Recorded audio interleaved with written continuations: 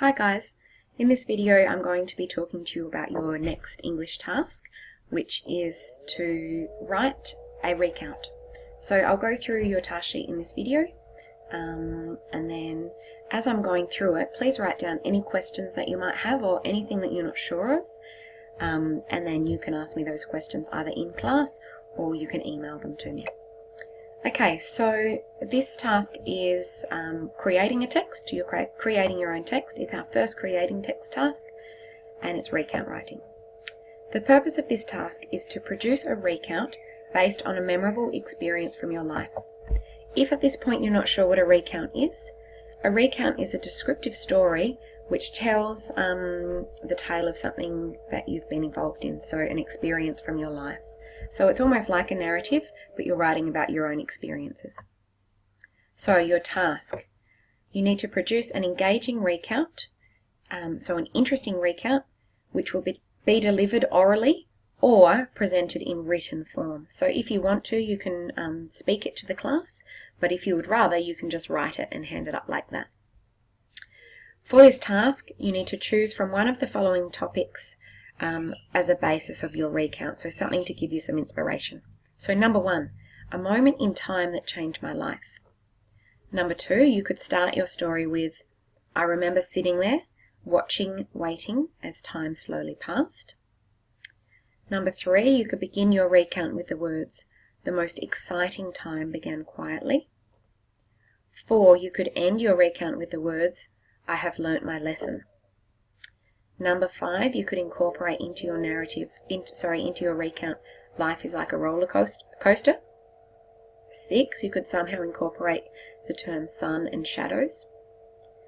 7, your experience of a school camp or event. 8, your experience at a music festival or concert. 9, your experience on a holiday. And 10, a really embarrassing memory. So there's some things to get you thinking about, what has happened to me in my life? What can I write about for this recount? In your recount, you need to remember to do these things. Some of them you might not be sure about, but there will be other videos throughout this topic that explain them to you in more detail. So you need to remember to write in the first person, so from your perspective, you using words like I, me, and my, to show that it's you telling your own story.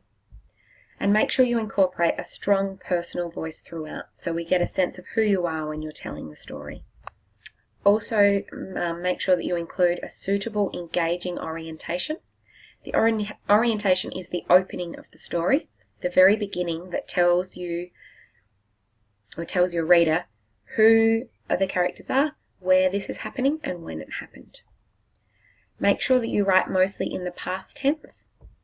Make sure you incorporate descriptive writing and appeal to the 5 senses, so describe things sensibly, like explaining the taste, the smells, the sounds, the feelings, and the sight of things.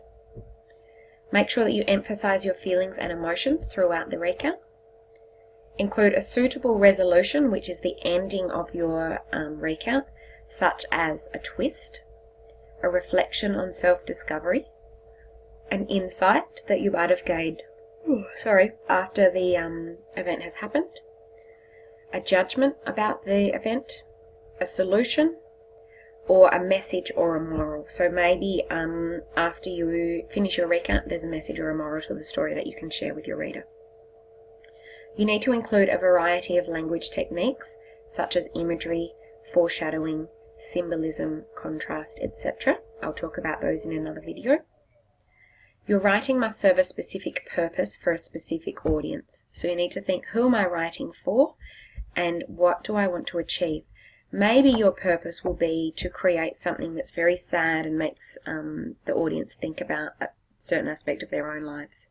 Maybe you want to write a recount that's really hilarious and is going to get your audience members rolling around on the floor while they're reading it laughing. So you need to think about, what will my purpose be? And remember, writing is 10% inspiration and 90% perspiration.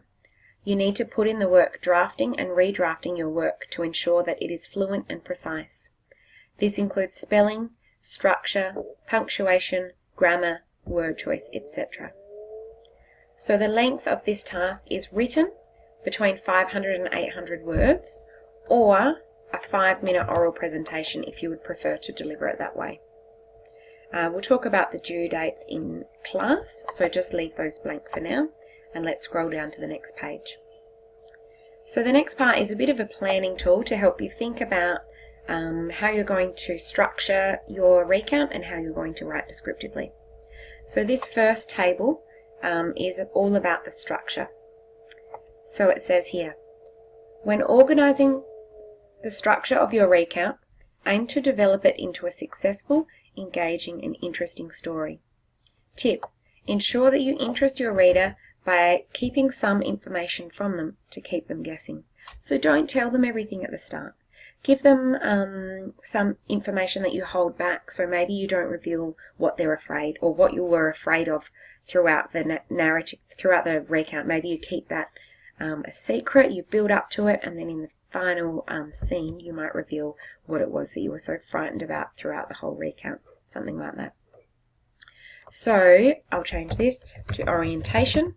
So the orientation is the opening of your story. This is the stage where the writer sets up an imaginary world. The orientation invites the reader into that world. The setting and main characters, aka you, are introduced in this part.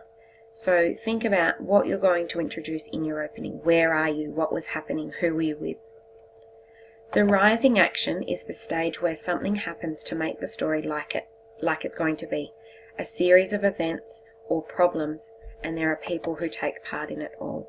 So I'm going to add here problems, because often in a story, including a recount, there's some kind of issue or problem that the character faces. The next part of the story is the climax. This is where the narrative or the recount reaches its most dramatic high point. So it's the most nerve-wracking, scary or frightful part of the story. Maybe if it's a humorous story, it might be the most hilarious part of the story. So think here about what was it about this event that made it so memorable and stick in your memory so much, and why. And then finally there's a falling action and the resolution. So usually in a recount narrative there is an evaluation of the event and what it means to the narrator. So the falling action is where the problem is worked out or solved, and then in the resolution often the person who's written the recount sits back and reflects on what they've learnt from their experience, what they would do differently next time, or if there was a moral or a message to the story. The second part for your planning is to think about using the 5 senses in your writing. So think about the setting that you're going to be setting your story in, so the time and the place. Think about the things that you are surrounded by, the other characters that you are surrounded by.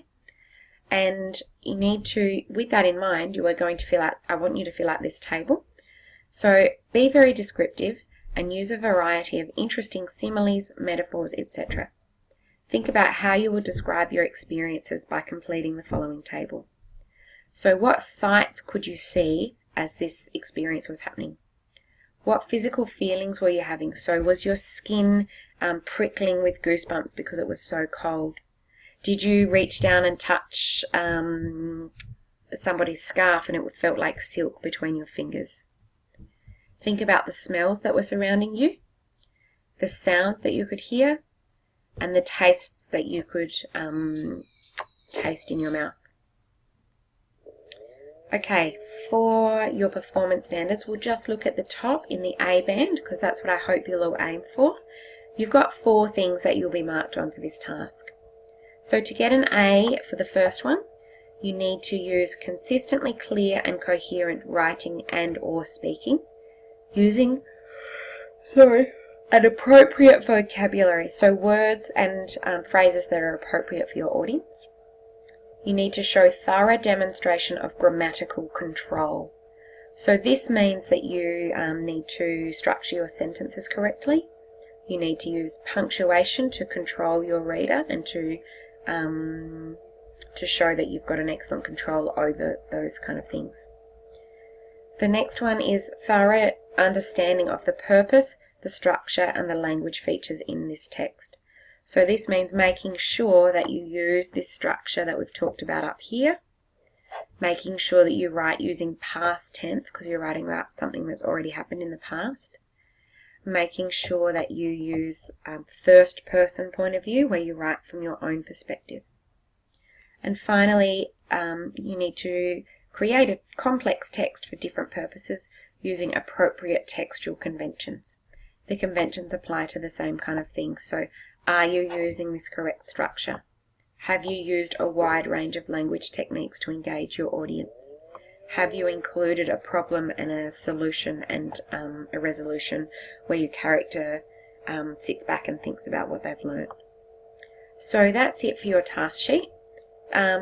Keep your eye out for some other videos that I will use to help you learn more about the language techniques that you can use and the structure of a recount as well.